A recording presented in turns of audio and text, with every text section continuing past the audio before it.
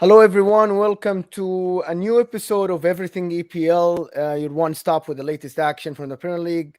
One stop a week, we round up the whole match day. There's a lot of games that have been played in the last week or two.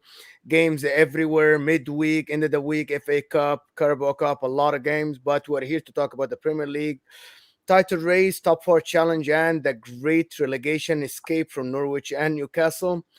I'm here with my good friend Najee. Hello, my friend. Let the people know who you are and what you do, and plug in anything. I appreciate that. First and foremost, thank you for having me on the show. Really appreciate it. Obviously, guys, I met Mel on a couple of shows that we did on the terrace regarding Manchester United. As you can tell, big Manchester United fan. I basically tweet everything Manchester United. I speak everything Manchester United. I run spaces on Twitter for everything Manchester United, and I also run my own game show, which is not just about Manchester United.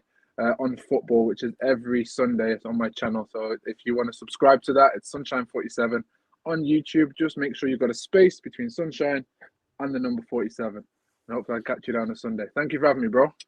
Yeah, thank you so much for coming here. Guys, if you're watching this later or live, whatever, just make sure to like this video, subscribe to the channel. We try to bring all the content from all the leagues. Yeah, I do the Premier League. My fellows, they do the La Liga and Serie A. And I really appreciate anybody that is watching this. There's a comment from Rich. Hello, Rich. He gets me on his channel all the time. Thank you, Rich, for tuning in.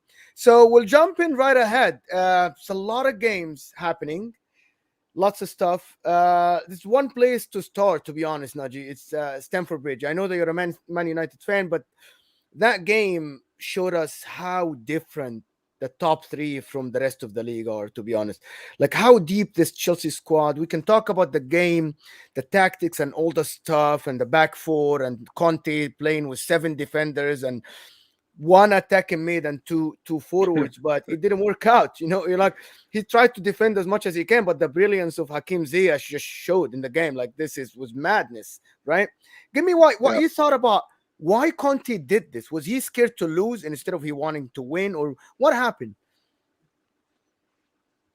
I mean, you got to understand Conte's profile first and foremost. He's not a man that likes to win, but again, he's been known for his defensive nous in his teams. And coming into this Tottenham team, he's got to set up a foundation. Everybody knows with a new team or fairly new team, you set your structure from the base, and that's from your defense and move it forward. Tottenham have had some great results and played some okay football, which has been nice to watch at times. But I think when you look at this game in particular, one, it is a derby. I believe it's his first proper derby. He should have been playing against Arsenal, but we know that was postponed for obvious reasons of COVID, or allegedly of COVID, not having enough players. But you look at Tottenham and think, look, we're in a top four race. We're trying to make top four. We're against the Chelsea, who is third. I think he's tried to hold them to a draw at Stamford Bridge and tried to nip them on the counter attack. I think that suits his style, and it just didn't pay off for them. They just did not look up to it. Chelsea, who are low on confidence, is a team that you really should go and attack, as opposed to sit back and let them build confidence into their game, which is obviously what they did, and the rest was history. Yeah, in my opinion, the difference in this game is that a lot of Chelsea fans complain. Like every day we hear this on Twitter, we hear this everywhere about the complaint. Oh, we don't know, we need players, we need players. But man, looked at this bench, and that if you have the bench and have Conte, you have Havertz, you have all these players can come in, and then you're complaining. It's unfair for Antonio Conte, who his best guy from the bench was Lucas Moura, and his second was Brian Hill, which it shows you how the squad is, Yeah, right? Like yeah, it was insane, to be honest, looking at both benches on the screen. But however, Antonio Conte, I thought he had a plan defensively, but they kind of limited Chelsea. That the chances, they were not like clear cut chances, other than the Lukaku miss when he just fluffed his line and just kicked the air. But yeah, in yeah, the second half, Chelsea showed them something else. They showed them different quality, and these Tottenham players are not good enough for top six. I don't think any of these guys, bar Harry Kane, probably Lucas Moura and Son when he comes back, will start for any top six team. There is nobody that is good enough. Hugo Lloris on the side. Do you think this Yeah, this Spurs team need a rebuild, and is Daniel Levy gonna rebuild this team? Because you got the Ferrari, but you need to put new wheels to be able to be on the yes, road. sir. You need to put gas. Well, look, I look at Tottenham before obviously they got Conte, and they weren't looking great. And individually, I think when your team isn't playing very well, I think deficiencies of players start to be shown even more. So then you're left with looking at them as, are they actually even good enough overall? But I think we live in an era where if you've got the right manager that can hide deficiencies of players and get the best out of those players, you're then in a position to be able to judge fairly, I think. And I think this team has looked stronger under Conte. But apologies, I don't know what that was. Oh, my DJ deck just started to play. That was random. I'm not even nowhere near No problem. them. Sorry. It's okay. That was crazy. Whoa, what happened there?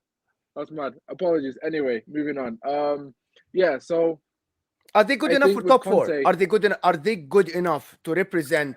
I know it's different for I think the so. British people. Do you think so? You think they are better than United, I do or believe so. I worried about Tottenham when they got Conte, because I know Conte is a serial winner with respect. So I think he can get the best out of any team. However, if you want to talk about long lasting success, it's going to come down to a rebuild, and it's one of the massive reasons I didn't want him at United. I didn't trust Conte under the owners at Manchester United, and you look at Daniel Levy. I mean, in my opinion, he ruins managers, or ruins managers' potentials and abilities. So I really don't. I think this season will maybe probably be their best season to achieve some form of level of top four. I think if they can get a couple of players out and bring some quality in, they may be okay. But again, it's massive ifs and buts. And I think they can make top four. But do I believe they'll progress next season? I still don't, even with a couple of signings. is Chelsea? Has Chelsea secured top four? Is it top three? Sorry, the third position. Is that theirs? Is that done?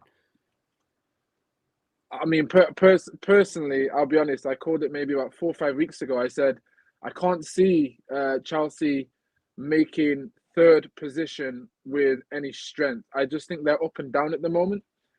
Again, of course, I'm a United fan, but looking at it from the outside in, the problems at Chelsea are quite hard. I can't find solutions for Chelsea's form. Like, I look at their structure of how they want to play football, and the type of way they want to go and win trophies is there.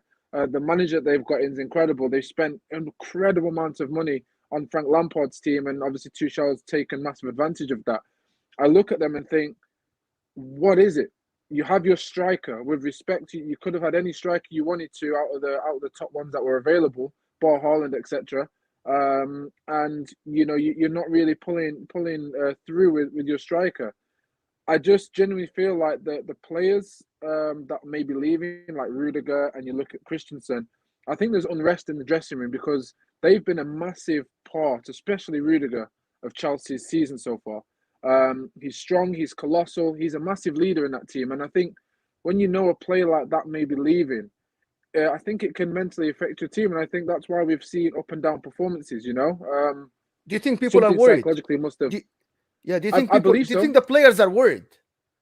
I believe so because I don't think they've got enough characters in there who can, like back in the day, we used to have an Eden Hazard and a Didier Drogba, strong characters, regardless of who's on the pitch. I will bring this team through. I don't see that enough. And when you spend a certain amount of money on Kai Havertz, Ziyech, which is good, a beautiful goal, by the way, Kai Havertz, Ziyech, Lukaku, are they the characters that can can fill your team and go, don't worry whether Rudiger's there or not. I've got this team on my back, and I don't see enough of that. And I think that's why maybe some of the performances just haven't been great. When it's not been going so well, how do they respond? And their body language just doesn't seem to be all on fire. They look like they have a lack of confidence. So to answer your question, top three, I think they should make top four just because of the points difference. But I can see the guys underneath Chelsea, getting to a level where they may have to win some big games to maintain that third. I don't think it's secure for them anymore. Do you know, in my opinion, if Chelsea don't win the league, which they won't, it's a failure. Unless they win the Champions League. 100%. You don't sign a 115 million striker and sign all these Yeah. players and have one of the best midfielders in the world and have one of the best Correct. defenders in the league, Rudiger, and the best goalkeeper in the world, Mendy. Now nobody can argue that it's the guy has been phenomenal, and one of the top three coaches, and you're not challenging for the title. Yeah. It's a failure, a failure, a failure. Correct.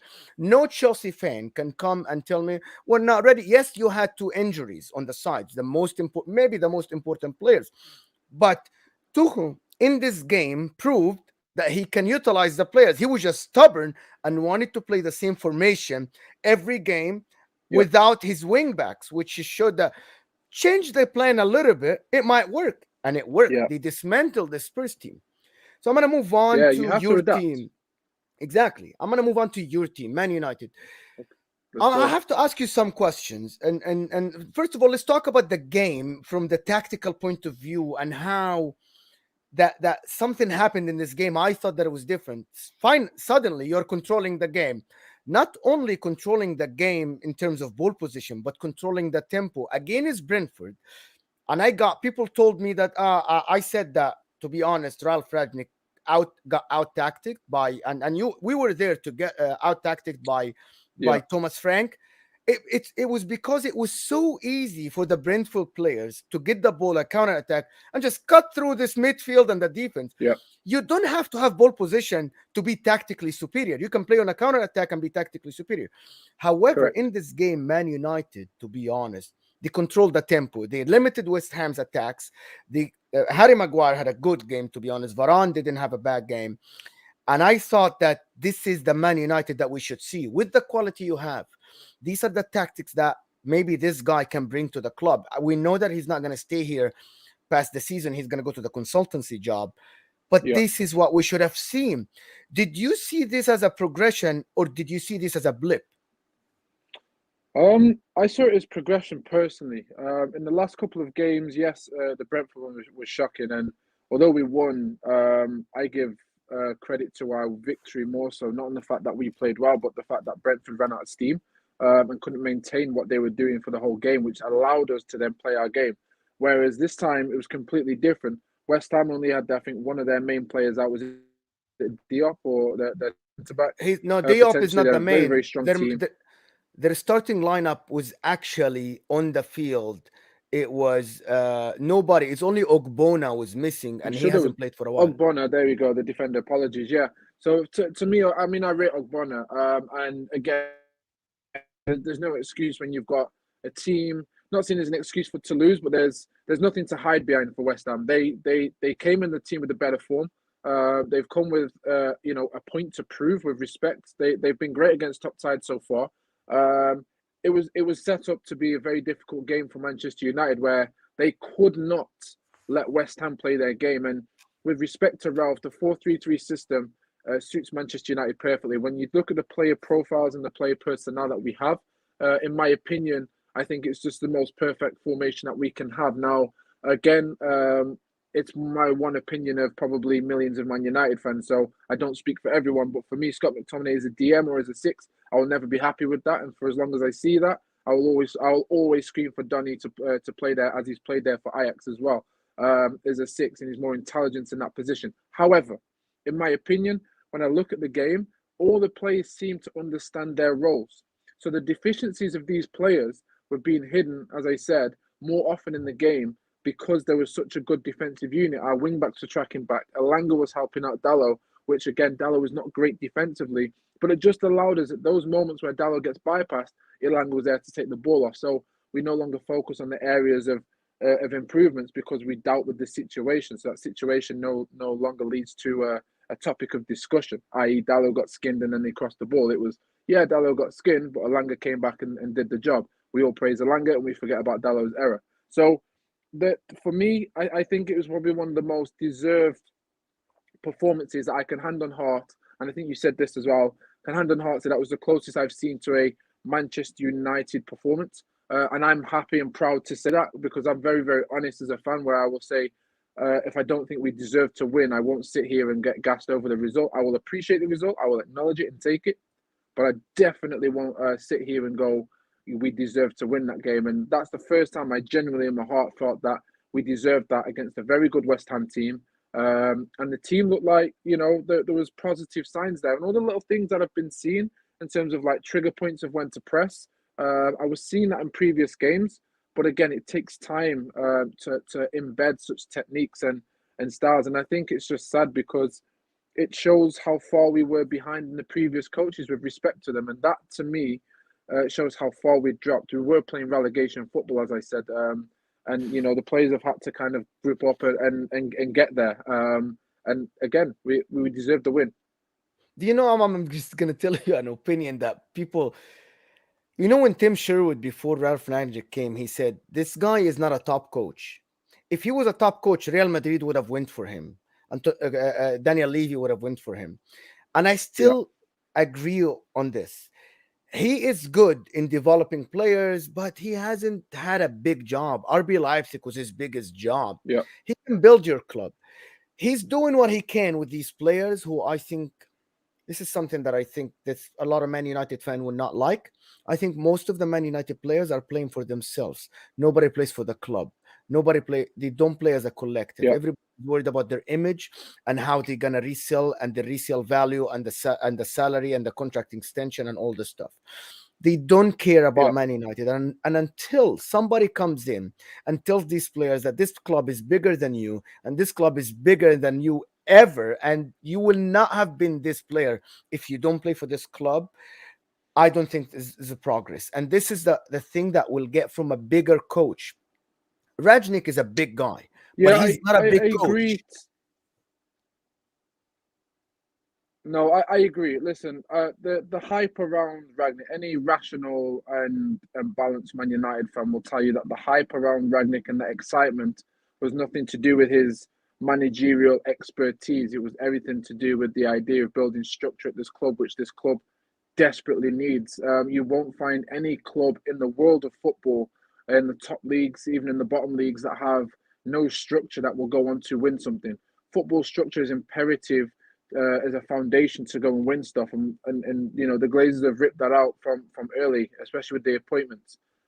If they're so focused on business, their footballing matters does not matter. And with respect, this is why we are allowed to have players on silly wages, silly new contracts, unrest in the dressing room. You have a mixed match of players who are talented but they just don't fit each other because of the way they play and everything else. And football's moved on from just having big name players and marquee players. It's not 1990s, 2000s where you have a whole heap of Galacticos and the tactics aren't as advanced. Now we're looking at teams of so-called smaller clubs, or as we would refer to as smaller clubs or smaller teams that are tactically better than the bigger teams, especially Manchester United, which means they can go toe to toe now because they have access to better coaches, better systems, they have a structure. You look at Brighton, incredible. Burnley have they've nailed down their structure. You look at Crystal Palace, they're a great manager, but they've had the Southampton. structure to build that. One of the So things, one Southampton is a great example of how yeah, you get players, develop them, sell them, get the next one, but stay with the same coach. It doesn't matter what happened, and like until this guy is in correct. crisis, and this is what didn't happen in Man United, to be honest. Anyway, Yeah. moving to West Ham, do you think they were punching above their weight? Do you think this team cannot get to the next level? This is it. It's a top six, and they're gonna drop to be honest, like they're gonna drop. I think West Ham are gonna finish seventh. No, I can appreciate that, and I'm sure you've got very logical reasons for that prediction. I wouldn't argue with you for that. I would say I predicted Man United to finish fifth this season. That was after the signings because I didn't You're still believe in gonna the finish structure. fifth. You're still gonna finish Yeah, fifth.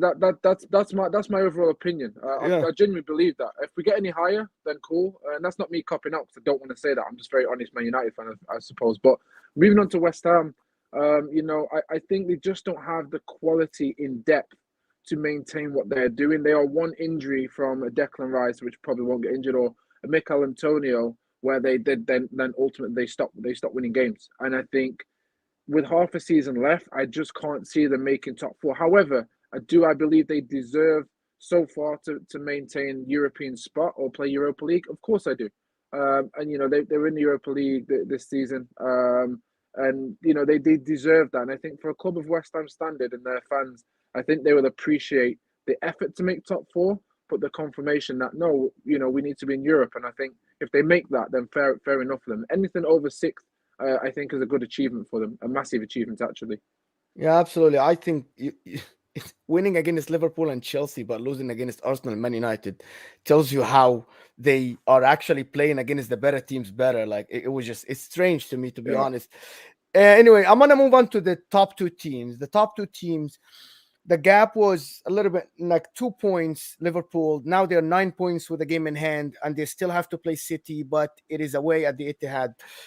The main story for these two games are, if you talk to both fans seem to say that the other team was favored. Like Man City fans say that Liverpool, their second goal should not have stood. I'm not sure if you watched the goal or not, because Firmino was yeah, clearly offside and he yeah. He challenged was. for the ball before it went to Oxlade-Chamberlain, but nobody talked about it because it's, I don't want to say because it's Liverpool. Liverpool, but it's because it was, everybody wanted a title race. You know how it is. Like they Yeah, wanted a yeah, title race. They wanted Liverpool to win this game, and they wanted Man City. Nobody talked about Man City should have been man yeah.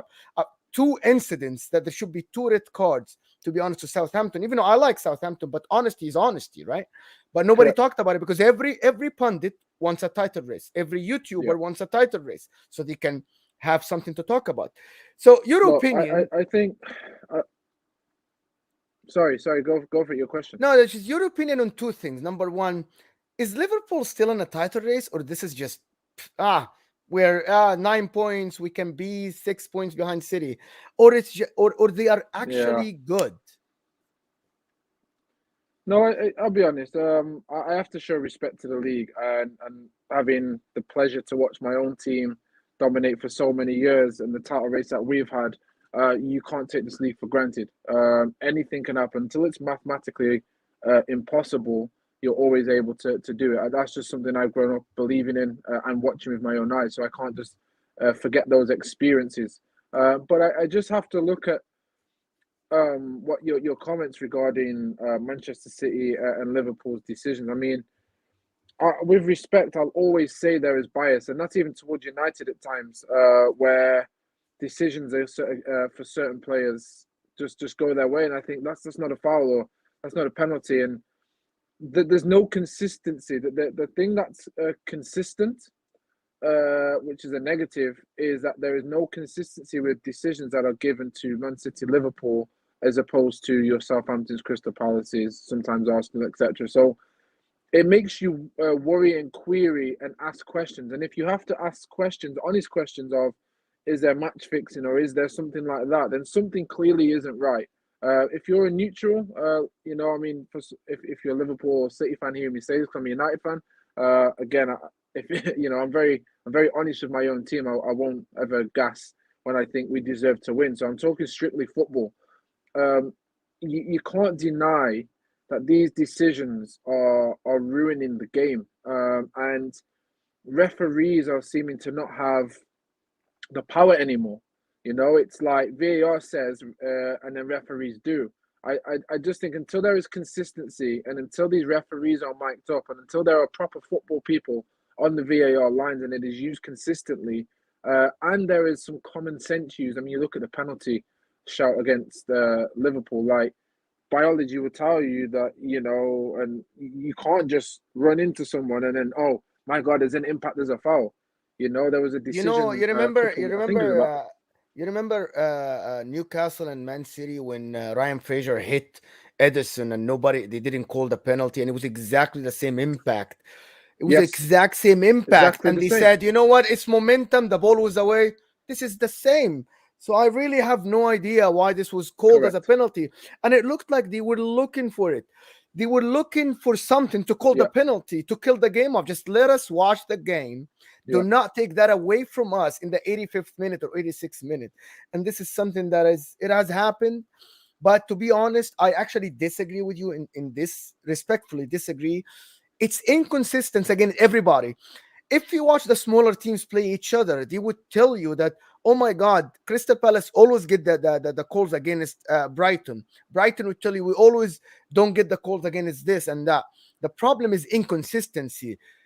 It's yeah, subjective to human opinion, which is, I agree, but don't take 5 minutes to decide. That means you literally are looking for something to call this goal off or call this penalty, and that's what drives me Yeah. nuts. It's no, I agree. Listen, again with respect to the so-called bigger teams, I think in a season that is meant to be earned on merit, I don't think you can hold your head up high when you see things like that and go, "Oh, we've won the league," and you look at how they've won it. It unfortunately it dampens what would be a beautiful title win, in my opinion, if you win it.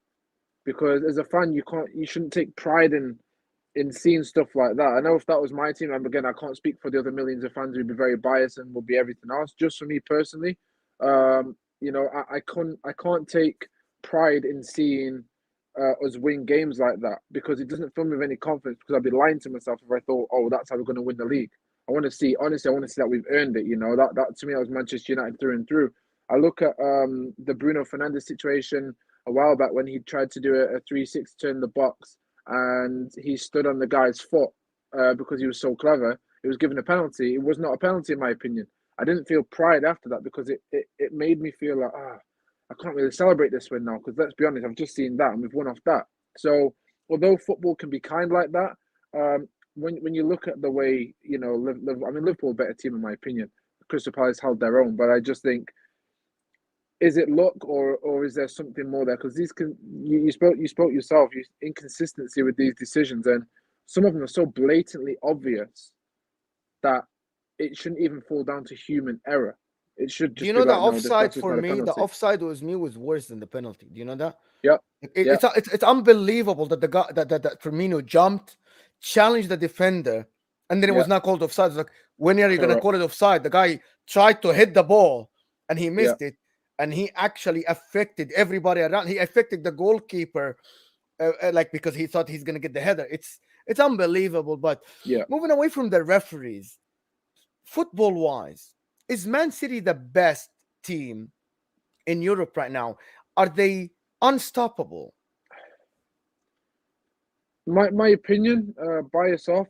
I think it depends on how you see football. I would say they are the most consistent team. But I don't always think the most consistent team equates to being the best team because being the best team goes down to preference of how you like to see football played. How the way you play football is that resulting in dominated performances.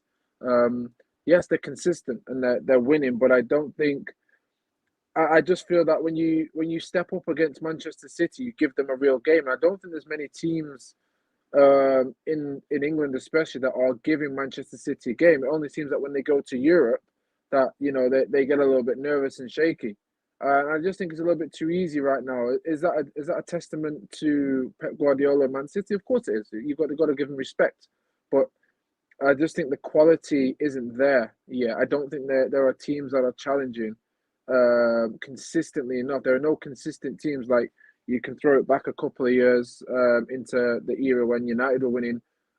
Chelsea, Arsenal, United, Liverpool, they were consistent majority of the season. So when they ended up playing each other, it was like, oh my gosh, clash of the Titans. Whereas now other teams are seemingly dominating these bigger teams that are having blips. And normally when these big teams have blips, they still manage to get through. Man City are having little blips, not playing well, but managing to pull the results out. And that's the basics for me. If you can do that, then you're the most consistent. You're going to win the league if no one else has been able to do that. Now put them into Europe. There are major questions as to why they've not won the Champions League, and that's not banter. If you look into it deeply, the teams that they are facing or coming up against, there's an added pressure, similar to what you would get if you're in the league and and both teams are on fire. There's also the idea that Pep Guardiola is quite easy to play against if you know how to play against his teams and you have the quality to do so. You put their defense and their midfield under pressure. All of a sudden, Manchester City are on the back foot. Now, how many times are Manchester City on the back foot in the Premier League? It's not, which means their defenders, in my opinion, they have less experience throughout the whole season defending 24/7. So when they're under pressure, and they're like, "Oh my gosh, I don't know what to do here. This is abnormal." The game then seems to switch on their head, and I think that's an area of Manchester City where they are vulnerable. Again, they're still strong. Don't get me wrong, but there are vulnerabilities in every team, and I think City they are easy to get at. It's easy to see. It's just having the quality and the tactical nous to be able to consistently do it against them, and that only seems to happen in the Champions League. So it'll be interesting. But I think they've won the league, and I think it's fair to say this league just can't touch Manchester City at the moment. So I think Liverpool should focus on the Champions League, to be honest, and just forget about the league. However, it doesn't look like they give up. Every fan, every pundit is telling them that you still have a chance because, again, every pundit and every fan wants to live the title race thing. But Yeah, I think, in my opinion, Man City are good enough to win against all the small teams. And the problem is, Man City play Liverpool in April, and that's too late. yeah, Because Man City, if they win against Liverpool, the league is done. I think even like at that point, there is no point of Man City playing games yeah, anymore. But if they play against them now, yes, they can. Maybe Liverpool can catch them. Anyway, Southampton and I want to talk about Southampton and Crystal Palace because I think both teams are kind of similar. They're yeah, very progressive teams. I think they play really good football. The thing is, Hassan Hotel, I think he does not belong in Southampton. I think he belongs in a way bigger team because his style of football is the same as Graham Potter. It relies a lot on passing the ball and moving the ball forward. Patrick Vieira is trying to build something the same. However, Patrick Vieira have an extra thing, which is the physicality. His team is very, very physical, yeah. which is not a lot of teams in the Premier League have that much physicality in the squad. Correct. Yeah. But these two teams, can they push to the next level? It's as simple as buying player, or it's the statue of these clubs are never going to be big enough. Just putting in mind that Man City, when I started watching Premier League, they were not there. And Man City in 2006, they were not there before they got bought. So Southampton just got sold to a big billionaire from I think Bulgaria or something like this. Yeah. So do you think they can move to the next level? Finances help. Whether people agree with it in the modern day or not, finances massively help. Now, I look at Southampton. They have a great level of quality. Some would say some of their players could make a top 4 team. You look at Ward-Prowse and the qualities that they have. You know, I think the is it Broja, an incredible Broja, the striker. forward, the I think Chelsea. He's a Chelsea loanee, isn't he? Right? yeah, yeah. I think I think even if Manchester City had him in their team, he'd bag goals and he'd be okay because he could fit the system as opposed to being the big name. Yeah. 20 years So old. he's 20 years old. He plays like a 30 years old. I know. I didn't believe it. I think he's Incredible, 2021. incredible. If you look at their scouting network, when you're in a position of being called a small club or a smaller team that isn't really challenging for top honors at the moment, if you're able to scout in that manner, where you can't go fishing for big names or big talents, you have to go find them, and they pull off, and you're able to do it consistently, which Southampton have a great record of doing, and then you're able to get the influx of cash that will allow you to get maybe some Europa League level players who still want to play on the same level, just have that extra bit of quality. Then you can start to go, okay, we can start to build something. Now, Man City took a very long time, and Newcastle will be the same, and I hope they get relegated with respect. Sorry, Newcastle fans, but I really hope they get relegated before they stay in the Premier League, so their money doesn't really affect the Premier League at the moment. But I look at Why are we okay? Why are we okay with Man City and we're not okay with Newcastle? Why are we okay I'm not with okay with it, but I'm just saying, like, Manchester City's ship sailed a long time ago. They've laid their foundations. Like, there's nothing you can do about it. So if you can stop the next team doing it, then let's do that. Because as far as from a Manchester United fans' perspective, our owners are not in the level to build structure and foundation you at this are? club. You actually spend No, more money stop than it. everybody else. Man No, United no. spend more This is money. the issue. This is the issue. On the outside, you say you spend more money. There's 2 issues with that. The issue is when you spend so much money, you have to look at the percentage of earnings. How much of the percentages are you actually spending of what you earn? Secondly, you have to look at where the influx of cash is coming. Most of the top teams at the moment, their owners are actually providing. Manchester United, even up till now, the Glazers have put 0 pence into the club. That's what I want to Absolutely, not that say. they need to, not that they need to, but the second issue, and the bigger issue for me, is how the money is being spent. So you can spend money every season. Football clubs are going to spend money and going to spend a certain amount. But if you don't have a structure that is built for football, then you're going to buy big names. I look at Paul Pogba, in my opinion, was a commercial signing. Jose Mourinho did not want him. I look at Ronaldo. 2 weeks before, we were screaming for a midfielder. We were looking at midfielders. We were told we need to sell before we can buy.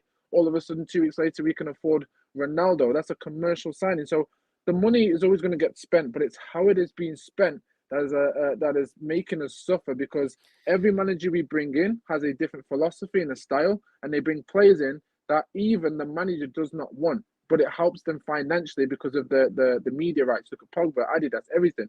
So these players are being set up to fail. Pogba comes in, he gets told, we're going to build a team around you. They don't build a team because there's no structure there. They bring random managers in. It's just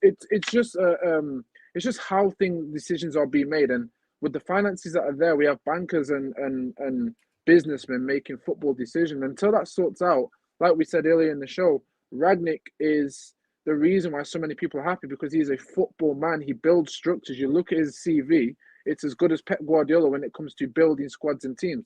This is why we're happy. And then we can be patient with the rebuild. A proper cultural football rebuild is what is needed. But we've moved away from the question. But I think, yeah, Newcastle, Southampton, they are big clubs, and they deserve to have someone to provide them the stability to stay relevant within English football, because they're massive clubs. And you know, anyone I who think knows Newcastle English fans football will tell deserve you that. somebody after Mike Ashley. I think they deserve somebody. Like, 100%, to be honest, like 100%. this guy was. Yeah. Anyway, I wanna talk about Arsenal a little. 0-0 against Burnley. It was very frustrating. They talk about the red card, but to be honest, they had one or two chances to score. It was not good enough. I'm not gonna talk about no wins in 5 games, because the Carabao Cup and the FA Cup is something different. But I'm gonna talk about the league. People that the Arsenal fans are like the I think it's the London fans, to be honest with you. I'm a neutral, and I know a lot of people don't know that. They think I support somebody. I don't. But I think that the London teams, they are like up and down. That their manager win 2 games and they're like, oh my god, he's the best manager in the world, and then they lose a game and then the manager is out. Yeah. And that doesn't happen for Liverpool. It doesn't happen. I think Man United, it didn't, even when Oli was losing in the beginning of his era, either second year, everybody was like, wait, we don't want him out. It's okay. I think it's kind of strange. Like, I'm not going to talk about names of the fans and the people on Twitter and all this stuff. But the question is he the right man for the job? This is the question. And it's not about winning or losing. Is he the right man for this job? It depends on where you want the success. I mean, Arsenal fans will tell you they want to be back in top four. They sound like Man United fans sound exactly the same as them. They have dead owners. Their structures all up and down. The fans will tell you they want to be back top four. Manchester United also big names, big clubs, and we'll hold on to that forever until we're no longer existent. But when you look at the board and everything else, you got to look at the direction. I mean, Arsenal fans are always going on about Edu and their owners, and I can't. There has to be a mutual understanding with where your club is at, where the club feel the ambitions are, and where the fans' expectations are. And I think this is the reason. And I can say this as a United fan also, with Arsenal and their fans.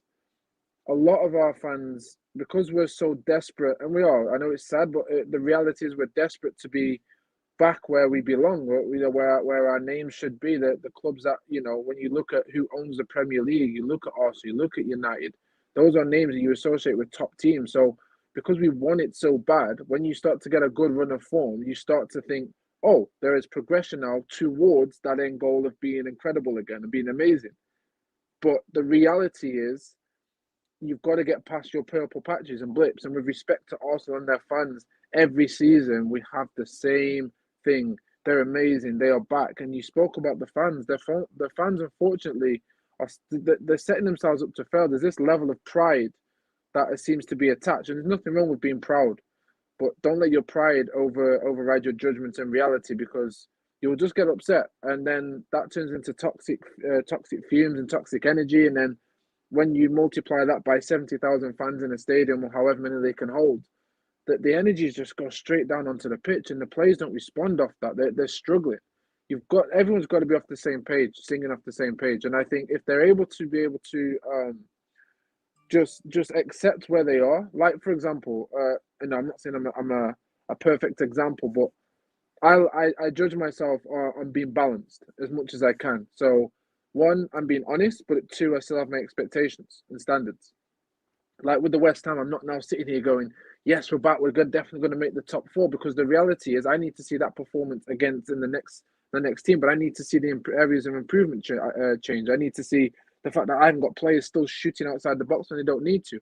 Because those are the small areas that are going to help me maintain the confidence level. And if I don't see them, then I'm just going to say it was just a one-off game.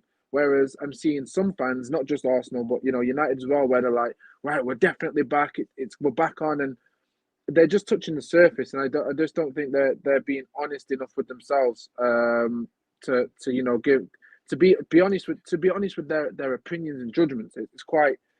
It's a bit of a shambles to be fair. And I think they set themselves up for failure. Arsenal, they need the rebuild, as they say, and I think just They do, overall to finish. I before go ahead, finish this, and No, then because it's just to finish, I was just about to say, I think the two things I'd say is that you got to be honest, you got to be real, you got to look at your history and go, we do this every season.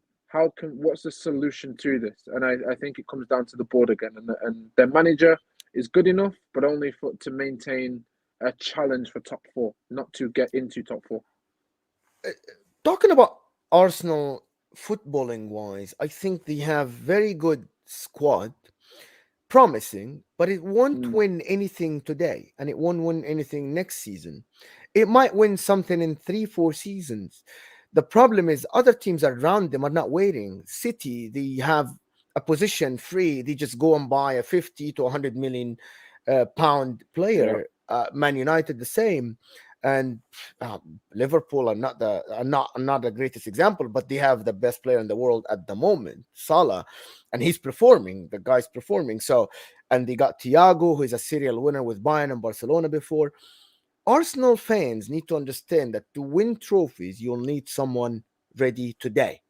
Arsenal yeah, fans need to understand that a manager with experience makes a big difference. Not every young manager is going to be Pep Guardiola in 2009.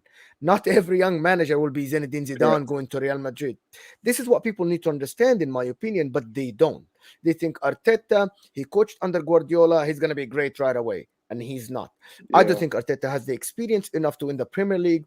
I don't think Arteta has the experience enough to develop young players, even though I think these young players deserve more. However, when you play a game, when you have only one player above 30 in your squad, you're not going to win. I have not seen this before. yeah, Having a team that is very, very young like this playing on a field, when they are put under pressure, it doesn't work. You'll need experience on the field. Look at Antonio Conte when he went to Juventus and he said, you know what? I want Andrea Pirlo, who was at 30 something years old at that point.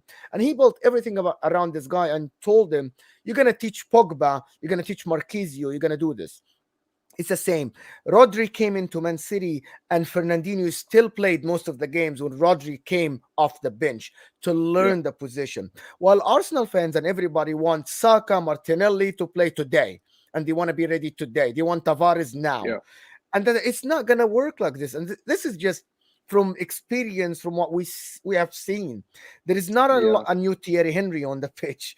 There is no new Wayne Rooney when he comes from Everton banging. There is no Cristiano Ronaldo. It doesn't happen every year, and it can happen only when you have experience. But they don't. They have no experience at all. That's the thing. It comes out to desperation when your best players are your young players, the most exciting one. Those are the ones you believe can take you to the top, and it just doesn't work, unfortunately. We were the same with Rashford and under Van Gaal. It was like Rashford's our light, shining light. He's going to be the guy that gets us there. We can do it. We can do it. But it's like you're not realizing that putting all your hopes and dreams because the club's so rubbish, onto a young player like that just doesn't help for his development. And It you've got to didn't. start with, yeah. No, it didn't. Is but again, it's Arsenal, isn't it? So I laugh when I can because they're so short sighted at times, but at the same time, it's still sad. I don't think they're making top four. I got no doubt. I'll stick by that. What's okay? Another the I want to like touch shortly on one team, Wolves, who 1-1 against Brentford. Everyone, Wolverhampton. everyone in the beginning of the season picked them to get relegated. Yeah, I'm not sure everyone. And I thought that I looked at this guy, Bruno Laga's his career, and the guy is not bad. He's a good coach. And he did something different. He is very flexible formation wise. He's very flexible in Yeah, players wise, the way he plays. As quick as we can Wolves actually challenge for top four? Because if they win their game, they're 1 point behind Man United with yeah. the same amount of games. I'll put Wolves first and foremost. We have to put respect on Wolves at the moment. From getting rid of Nuno to then struggling for a while to then still be able to get a manager that's allowed them to challenge for European spots and top four potentially. Incredible job. I think if you look at that, that's what Arsenal want, and that's not even banter. I think that's what Arsenal wanted, something of that nature. And they're doing it this season, of course. But for Wolves, I look at them the same as I did with West Ham. Great quality, incredible midfield. They're stubborn, they're compact. They work hard for the team. They have some great individual players.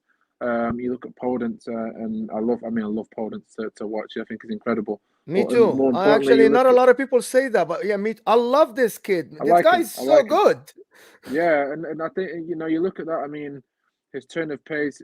He's a player that isn't spoken about enough, and I think it allows him just to get on with his game. And without an Adama Traore, who was their main guy in the squad before, they don't need him in my opinion. They can make good money off him, and they could reinvest. I think next season will be a good shout for Europe.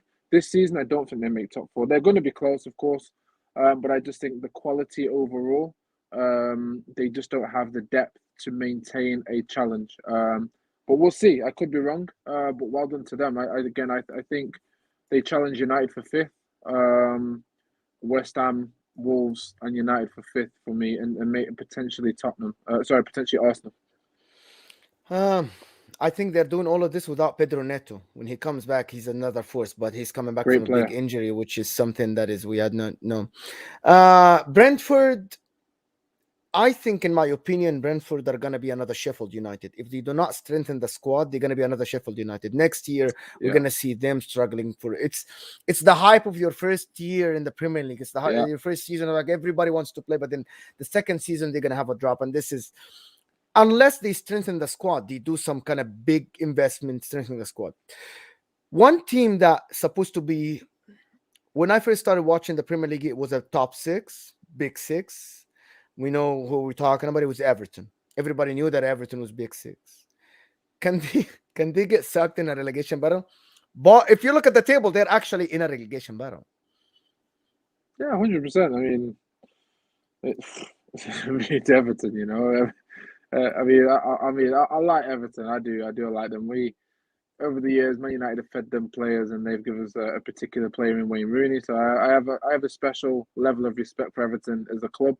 But at the moment, I mean, is it Damari Gray? Is his name Damari Gray? Yes, Demar Gray, The the, the winger. the guy from Leicester, He he went to the yeah. Yeah, he is looking like the shining light of their season because he's just been impeccable. But I think Damari Gray deserves to move to with respect to maybe a West Ham or an Arsenal to go and He challenge, was or at even an Leicester Aston and he Villa didn't would get a take him. chance. He was at Leicester and he was not good enough. They deemed him not good enough to stay in the Correct. squad. I love So him. I love that player, man. And I think with Everton, sorry, go on. no. I was gonna say that if you tried yourself in Leicester and it didn't work, it's the same as Ross Barkley. Like it's like I Yeah, feel like man. he's the same. Like they keep trying Ross Barkley to go up and down, but he's just a mid-table player. It is what it is. He has to accept it, move Yeah, on, and stop and forget about being an English international like he was yeah, before. I think the Damari Gray is the same. Fantastic player, young, but you're a mid-table player. You're not gonna yeah. be that star unless you do something, unless you move from Everton and maybe get a chance in a team, as you Well, I said, look, like Arsenal. I look at him and I think, and again with Everton, I have to pick Everton apart and go, what parts do I like about Everton? There's a whole team. I mean, their structure is just as worse as United's. I wouldn't say as worse. I'd make a strong case for that, but the way the lack of structures at the club, it's no doubt that they're struggling, and they just don't have the finances like United. And this is again, it's a worrying thing. But I look at Damari Gray and think you're in a club that isn't trying to excel and push for things. If you look at West Ham and Aston Villa, I think you could have a great career if you went to one of those teams because I think At Villa, they've got Leon Bailey to come back. I know they've just got Coutinho in the 10, but you're a young player. You can learn off some of the experienced players in there, and understand what it is like to win it, and upgrade yourself, level up. I think Gerrard would do great wonders with him. And then I look at West Ham and go, well, I know you've got Bowen, They can use and a player like him to be. They don't have a lot of wingers, to be honest. West Ham can yeah, use a player like this is Damari the thing, you Gray. see, and they're challenging for Fornals European and Bowen are the only players on that sides, to be honest. The only two players, 100%. If I Fornals was West and Ham, I Bowen. would do it. Yeah, Yeah, he's gonna give them a depth because now they go back to Europe, West Ham, and next month, and now the fixtures pile on, and then you have to play Thursday and you have to play Sunday. It's gonna be hard yeah, for them, to be honest. Aston Villa, Steven Gerrard, I think the guy has. It's a revolution in Aston Villa. Like to be able to sign Coutinho, to go able to get Lucadinha without even like Lucadinha moved. There's a lot of teams outside of England talked about Lucadinha. Inter, my team, wanted to sign Lucadinha, but the guy said, "I want to stay in the Premier League. I want to work under Steven Gerrard. I'm gonna go there," and he went there. It showed that the level of ambition that this club has. They wanna be better. They just don't want yeah, to be a mid-table team. They want to go. They want to be probably the next West Ham. This is what I think they want to yeah, be. To be honest, yeah. do you think they are there already? Because I'm looking at their squad. Your squad is good enough to be top six. The problem is they had a terrible first half of the season. Yeah. Yeah, I mean, again, I hate to bring it back to United, but we're exactly the same. We had a terrible start to the season. We're playing catch up. Aston Villa, incredible team. Gerrard, and I'm going to speak because Gerrard is a manager, not my bias as a player. As a manager, I think is incredible. You look at what he did at Rangers. I saw a clip of his interview. I couldn't look at his face for much longer. I'll be honest, it was quite annoying. But just a little clip that I did catch. He was talking about as a player. He did well in his career, but as a manager, it's a different ball game, and he showed respect to that by starting from the bottom and learning everything again.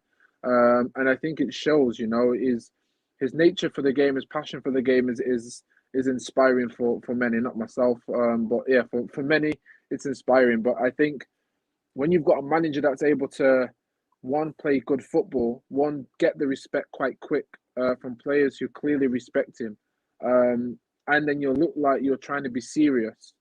There's no question in my mind that Aston Villa could next season they have to be at least given the respect to say you should be in the top six.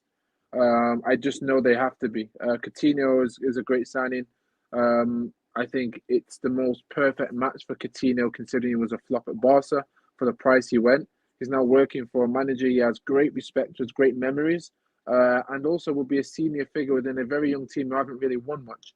And I think that's perfect for him. If they can get another player, maybe another striker to go alongside. I mean, I know I've heard about Suarez potentially happening. If it does, he's the killer striker regardless of his age. He's tenacious, so he will get you at least 15 a season if you put it on the plate. And if you've got Luca Digna who's putting the balls in the box, and you've got good wingers, you look at Leon Bailey. You're gonna look at a team that look like that when they go forward, they're going to cause a threat, and they've probably got an extra 80% chance of scoring the chances, whereas at the moment it's maybe 50 to 60. But that could bridge the gap for them to get into Europe next season, and I think they deserve that. Yeah. The relegation battle. The last thing today. Oh no. On another news, Leicester canceled Brighton. Brighton canceled Leicester. It was a 50-50 game in everything. If you look at the stats, Leicester and Brighton. Yeah, I think Brighton are a better team than Leicester, even though I think Leicester have like a way superior squad than a squad. lot of teams Yeah, in the Premier League. The squad, the names they have, they should not be where they are. But I think it's Brendan Rodgers, who I never rated in my opinion, and I know that a lot of people will not like that. I don't rate the coach. If you have that if I squad and could you shake bottle your it for a hand, I would. season, huh? Go ahead, say that I said again. if I could shake your hand, I would. I agree. I can't see any butler like this guy. I'm not copying anybody, but come on, just give me a break. Your board invests. You want this player, they give you this player. You want that player. You signed one of the best mid-table players to play the ball from the back, Vestergaard, and you're not even utilizing the guy. He's not playing the good players, and I don't know what he wants from his squad. But anyway, I'm a neutral, but I'm glad that he did not go to Man United because it would have been a disaster, in my opinion. The amount of people that were trying to force his name on down my throat, I'm like, no, no, no, no, no, never, never, If you ever, have this no. squad and you're not doing good, you should not be on a bigger club. You should go to a smaller club. And it's just logic. I don't know how people did not see this logic. That was beyond my imagination, to be honest. Yeah, But these two teams, I think they're going to be okay. They're going to be mid-table. None of them is going to make Europe. Maybe Brighton will be able to make the seventh place, but I don't think yeah, they have the X factor to do that. But we'll see how it is. Relegation battle. yeah, Quickly. Watford are they just sacked Claudio Ranieri this morning. I feel sorry for the guy. I have a peace in my heart for yeah, this guy being an Italian coach and doing what he did with Leicester City, and defying all the odds and doing make us all football fans. And I don't think any fan was upset when he won the league with Leicester, because yeah. that's a win for everybody. Felt special. However, it was shambolic performance from his team against Norwich. But just in my opinion, and I know that a lot of people won't like this, Norwich was actually very, very bad. And I tweeted something about this game saying, this is not even a championship game. It looked like a league. The quality was not there from both teams. The Exactly. Yeah, one team had passing success of 52%. How are you playing football in the Premier League and you have a passing success of 52? What are you practicing on the rest of the week? I don't get it. But anyway, they won 3-0. It's a very, very masking result for Norwich, because they actually used them, like they capitalized on mistakes from Watford. They didn't play great. Do you think Norwich can escape relegation with these results coming their way? listen, Norwich, with respect to their history in their club, they're a club that go up and then they go back down. It's it's expected every season. If there was a league that was between the Championship and the Premier League, they would probably make top three of that league. And it's just a shame that they can't get the balance right. I mean, when they're in confidence and they've got the form, they seem to dominate the Championship. They come into the Premier League. So, oh, but what's this? What's this? This is amazing. It's crazy. It's out there. They can't. They just can't bridge the gap to maintain themselves in the season. So I'm going to stick with my prediction and say Norwich get relegated, but I mean that with respect. There are logical factors that go into that. I don't know the clubs inside and out, so I can't really rip it apart and say, well, if they sort this out and that out, that they can then go and stay in the league. I don't. I think it goes beyond buying quality players. They have a few good players that are maybe mid-table quality for a Premier League side, and I think that's why they get through the Championship. But again, in the Premier League, you've got to come strong, you've got to come harder, and you've got to be able to just have something about you that makes you difficult to play. I remember my hometown Stoke City when they came into the Premier League, they were difficult to play against. Teams they just couldn't break them down. It was dogged, it I was hated rough, it Stock was City. I you know, hated and Stock City. yeah, yeah, Stoke City. There was an identity. It was like when teams come to the Britannia, they're gonna know what's hit them, and they did, and they managed to keep it up. But again, the quality of the game, once you get found out, you've got to have more strings to your bow, and you can't just have this one dimension of football. You've got to be able to be flexible and still maintain the quality. And I just think Norwich as a club, there's just nowhere near that yet, unfortunately. But they'll probably get relegated. They'll probably win the Championship or the playoffs, and then we'll see them again in 2 seasons. What about Watford? Can they? Watford have this good squad, in my opinion. That's not bad, Yeah, but I think this team doesn't have any identity in terms of play. Sometimes they defend, sometimes they go forward, sometimes they press. And is it the manager's fault? Maybe, but like, what is it about this squad? It's just kind of strange because they were very exciting in the beginning of the season.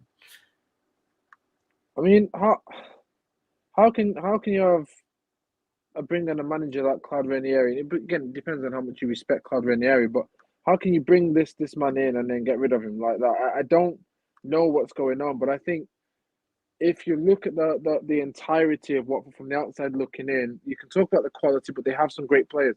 That I think they have enough about them to stay in the Premier League, maybe finish 15th, 16th, maybe, and do it comfortably. I think they can do that. when you look at the whole course of the season. But look, Watford are just they're a frustrating side because at moments they can have beautiful moments of brilliance, and it's like wow, Watford did really well, but then they just look swamped and they look lost, and it's. I have to just admit I don't think they can stay up. I would like them to personally. I've got a bit of a soft spot for Watford because I think they've got the fundamentals there to, as I said, finish 16th or maybe 15th if they have a really really good season. But again, overall, it's just I think it's more of a from the outside looking in. I would put my eggs in a couple of baskets and say there's got to be something wrong with the structure and the board and how the club is run because they have potential clearly on the eye to be great. So I don't know what's going on there. It's not like I look at Norwich and go, "You're trying everything, but it's just not happening." I think Watford could do a lot more behind the scenes to ensure that they've got a structure there because they've had some great players and they do scout quite well, especially. So yeah, it's a shame, but again, that's definitely got to be a team that's getting relegated in my opinion. Leeds and Newcastle, I think that game was absolutely an end-to-end game. I watched the game. It was great to watch, to be honest. Uh, it Yeah, was a fluke. I think it was a fluke goal by Shelby, but again, it is Newcastle. I think they have the quality to stay now. They just need. I think they are one center back away from being a good team, in my opinion. But yeah. are They they could take gonna stay? Maguire. I mean, if they put 30 million for Maguire, they can take him. They won't do that. Maguire won't go because he wants to go to the World Cup next year. This year, at the end of this year, he won't go. But anyway, I think Maguire is too good for Newcastle, in my opinion. He's not a bad defender, but he's a 30 million. As you said, he's a 30, 40 million. He's like a Ben White. He's not a leader. He should not be the captain of Manchester United. But they put a lot of money on him, and this is why people call him out and say, "Ah, you're bad, you're bad." He's not bad. He's just a 30 million. He's Ben White. You know He's what not it Virgil is van though. Dijk. This is the thing. He's not Diaz. He's not. No, he's not. I don't really focus on the price of a player. Yes, there is a certain level of expectations when you are overhyped and you seem to have a good Euros and you're coming to Manchester United and then you look at the price and go, okay, well if you're an 80 million player, then I'm expecting a Vidic, a Steve Bruce, a Yap Stam. That's what you're expecting. So I don't think it's wrong to expect that, but I can't no longer use a price to define a player because in the other hand you can get players like Damari Gray we spoke about for 1.6 and people are like, oh my god, he's such a steal and a bargain, but maybe they should have paid more for him. And I think it's a balance. Like if the player come out and said, I am worth 80 million, you pay it, fair enough, cool, then I'm going to put expectations on you. These players, they're being judged by others, and those that are judging are the ones making the prices, the hype around the player, the financial director, everything. Those are the ones who are putting the money together, saying, "Okay, I'm paying 80 million for him." So really, the energy should be put on those guys rather than the players. Same with Paul Pogba, Same with Coutinho. Why are you spending that much?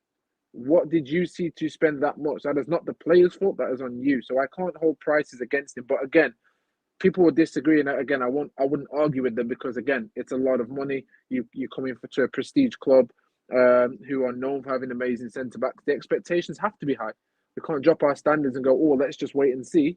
We have to go, okay, you're 80 million, you're that guy. Let's go. Let's see what you've got. And if you're not, it's going to come down hard. So I can't use the money against him. But again, as you said, 30, 40 million tops, with add-ons. 30 That's million what I with think. add-ons. That's it. Newcastle are gonna smash all of this. I think in the if they stay in the league, they're gonna smash all these prices in the next. They just offered 10 million for Lindegaard, to come in loan, a loan fee. I have never seen a loan fee of 10 Never million seen that in in my my life. life. I've never seen this, but they just offered it. The problem is Man United, they're like, take it, give us the 10 million, we'll pay somebody's wage with this. Lingard is still thinking about it, but I think if they get Lingard, I think they will stay in the league. They will have enough to stay in the league. The Yeah, problem is it's gonna be Burnley at that time to get dropped. And a lot of people have a lot of affection for Sean Dyche. I didn't. I never did, because I think they ruined the league. yeah, They ruined the way they played. The way they play football was not great. But anyway, yeah. last thing is, are we saying that Newcastle statistically and logically should be able to stay more than Burnley? Um, yes, but again with Burnley, I spoke about identity. They have a strong identity which allows them to, if you don't if you don't adapt your squad to go and beat a very annoying Burnley squad, you give them every chance to go and get points. Newcastle, massive passion, but they just don't have anything. Like I look at Newcastle, I go Saint Maximin, he's your guy. But what's your team saying? And again, you mentioned if they can get Lingard, you have another X factor who again can produce moments of beautiful brilliance. And I think Newcastle are starving for that. He can come off the bench and just bag you a goal. He'll give you that. That's part of his game. It's his nature, the way he plays. You know, that's not luck. It's not luck. Sorry, it's not fluky. That's what Lingard can give you. You get that player in. I think if you there are plenty of centre backs out there good enough to be able to show you up, and maybe Nobody a wants to small go. solid They already midfielder. talked to Tarkovsky. Nobody wants to go. They don't. Tarkovsky. They don't want to let him go, Yeah, even though his contract expiring. Nobody wants to. For some reason, forwards are okay to go to Newcastle on loan. Nobody wants to go to Newcastle from the defenders. Trippier went there because I think the family issue. For some reason, the reports are yeah, saying they tried with two center backs. One of them is Tarkovsky. He didn't want to go.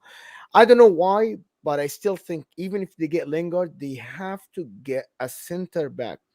Fabian Scher, yeah, and I think they have Jamal Lascelles. They're not good yeah, enough to stay to defend, and they are because their forward yeah, line now are playing okay. Sam Maximan, as he said, Joao Linton now are playing an attacking midfielder, and if they get yeah. Lingard, it's good enough, right? But they need a defender That's and it. nobody Yeah, wants to go. They need to look outside of the Premier League. This is what they need to look. They need to go somewhere else and get someone from Germany, from Italy, something like this. This is what I think Newcastle should do, to be honest. yeah. I mean, again, they've got to sort the problem out now in January to give themselves a chance. There's no point being able to have a little bit of firepower and an X factor, to use your words, but then when you're defending, you can't even back it up. Yeah. You're not going to stay in the league, unfortunately. It's not going to happen. Yeah. So, yeah, I agree with you. I mean, if you look at the Why they teams that didn't are go for around that have Tuanzebe, for example? decent centre Why backs, I, Tuanzebe, for example? I Tuanzebe, was just about to say, I mean, Twanzebe, even Tiden Mengi, who's gone to loan at Birmingham, he came on for us at left back. That was his debut at left back, and he absolutely did really well. Tiden Mengi will get relevant game time in the Premier League, and I think it'll do him some great confidence. But that's an opportunity missed, in my opinion. Man United centre back situation is it's all over the place. I mean, they could even put a bid in for Eric Bailly, but I don't think Eric Bailly would go. You look at Johnny Evans. I know he's past it, but the experience there, he's good enough to be able to do something of that nature. Would you go to Liverpool and take maybe who's the brother from that they bought from Preston for a little bit of money? I know they're trying to get rid of. There's a player they're trying to get rid of. I can't remember his name. I know the defender that did I'm this sure move the people in the against comments will Milan. That know. was great. I know who you're talking about. The one that is his video is all over Yeah, the he's. internet. I can't recall his name for the topic But that we're anyway, they talking. But have again, opportunities. But I know anyway, they need to drop one off. like yeah, okay. So last thing, we're past the hour. I'm sorry, people. It's a longer show. Apologies, Just sorry. last thing is do you think is this the year we see Burnley go down? No, I think they stay up. I think they scrape it through. They stay up. But Sean Dyche, she's got too much pride. And I think the Premier League needs a Burnley in there. I think there's a place for Burnley in the Premier League. Again, based on the teams at the bottom at the moment, if they don't sort out the issues that we've already spoken about, and bear in mind some of them can't be sorted out. I look at Everton. Burnley are going to be given a free hand. They've just got to get some results over the line, especially at home. And if they can beat the teams that are around them, and then pick up a draw here, maybe against a Tottenham or an Arsenal or Brighton or Wolverhampton, and maybe a couple of those points, I think they make it safe. Because I don't think the teams below them beat those other teams based on form. Yeah, the January window is going to be exciting, but there's only a couple of days left, so Yes, we'll six just have days to wait left. and see. Yes. Okay. I want to thank you so much for coming on. It was absolutely great talking about every single team in the Premier League. I know this is something that not a lot of people used to talk about every single team in one show, but I like it, and because we try to watch all the games. So thank you so much for coming. It was an honor. It was great to have you on. No, thank you for letting me be your guest, man. It was an absolute pleasure, man. 100%. And thank you all for watching. Thank you for listening. If you're listening to this on an audio, please rate us on any platform you get your podcasts on. And hopefully we'll see you next week. Make sure to like and subscribe if you haven't yet. And thank you so much. And we'll see you next week.